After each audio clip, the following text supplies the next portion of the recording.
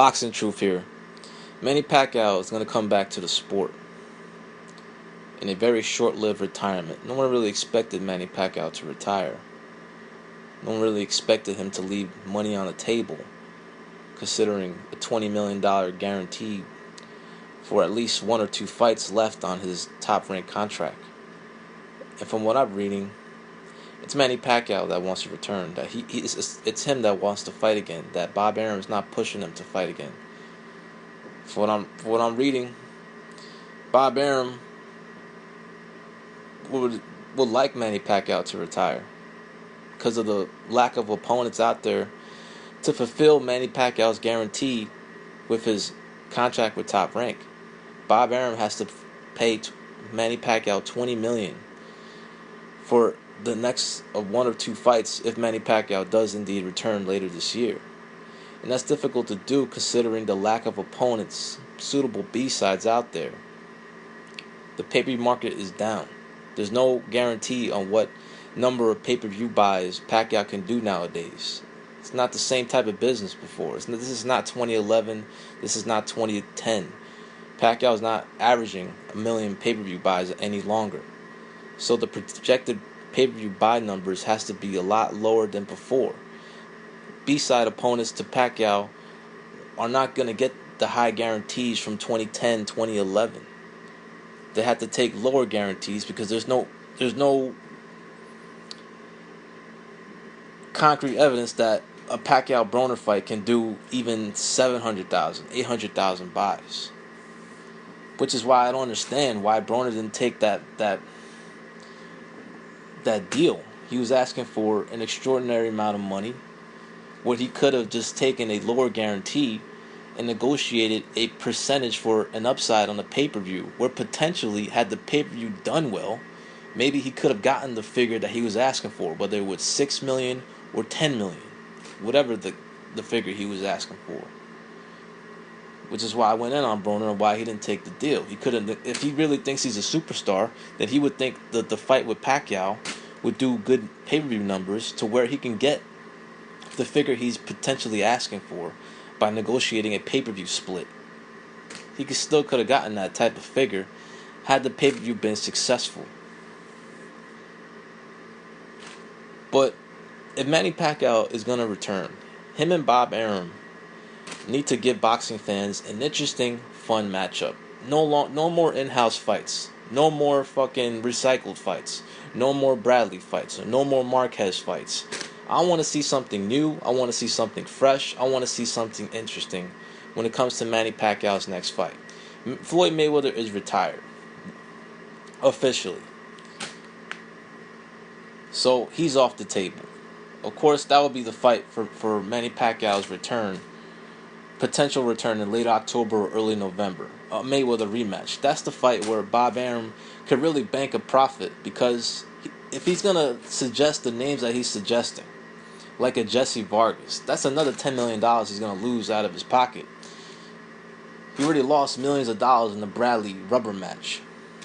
He was stubborn enough to make that fight, knowing that the boxing public had complete disinterest in the fight, coming off the fight with Mayweather, the shoulder surgery, the disappointing fight, all that shit.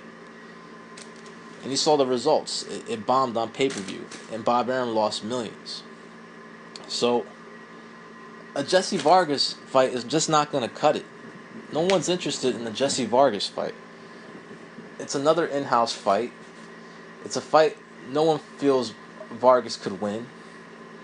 I mean, the highlight of his career is winning a vacant title and hurting Timothy Bradley in the last round of their fight. Nah, I felt that fight was close. A lot of people felt Bradley dominated. I didn't, but, whatever. But I'm not interested in a Jesse Vargas fight. That's the point. I think Pacquiao beats the shit out of Jesse Vargas. And also, he's the least established champion in the division. Kell Brook is off the table. He's booked. Canelo is booked. So where are these opponents are going to be at in order to fulfill the $20 million guarantee Bob Arum has to pay Manny Pacquiao? Of course, Manny Pacquiao is not going to leave that money on the table.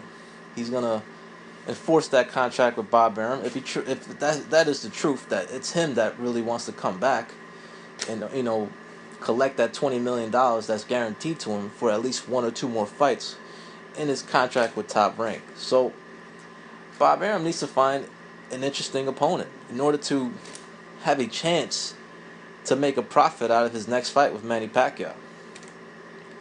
Now, I don't want to see Jesse Vargas. A Terrence Crawford fight, Bob Arum will always say he's in the running, but Michael Kontz will say the complete opposite, that he was never in the running, that they're not interested in a Crawford fight. Now, a Crawford fight, that'll be more interesting than Jesse Vargas, but does it do the type of numbers, pay-per-view numbers needed in order to make a profit? It's debatable. I just don't know. I mean, Crawford is not even a bigger name than Adrian Broner. He's not a proven draw outside of Omaha. So that's a big debate on whether he can be that suitable dance partner, B-side, for Manny Pacquiao's next fight. But it'll be a much more interesting fight, to me, if he were to get past Victor Postal, of course. Depends on how he looks on that fight. But he's really off the table. He still has an assignment ahead of him. He still needs to get past Victor Postal. So let's leave him off the table. Now here are the two fights that I'll be a lot more interested in if the Broner fight can't be made. And that's Danny Garcia and Keith Thurman. Now, Bob Arum's already stated that he's going to talk to Al Heyman about a potential Danny Garcia fight, if that fight can possibly be made. But here's my preference for Manny Pacquiao's next fight, and it's Keith Thurman. I think Keith Thurman deserves the fight. He's coming off a big win. He's the most established champion in the division right now since Kell Brook has moved up two divisions. He's coming off a big win against Porter. He was in a good fight against him. He's got some momentum. He has a full world title. He's made defenses. He has, now that Brooks moved up, the best win in the welterweight division among the welterweight champions. That's an interesting fight. Does he have the star power?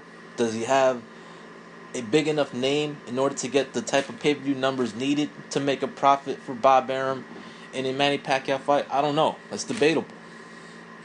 But he did good ratings on CBS. It wasn't it wasn't great ratings. I mean, it could have did a lot more than that. They did around 2 million on a free channel, network channel. Thurman did a lot more in his fight with Guerrero. But that's the fight I would like to see. That'll be the most interesting fight to me for Manny Pacquiao. If it's not going to be Crawford, if it's not going to be Broner, and there's other options, the other options are just off the table.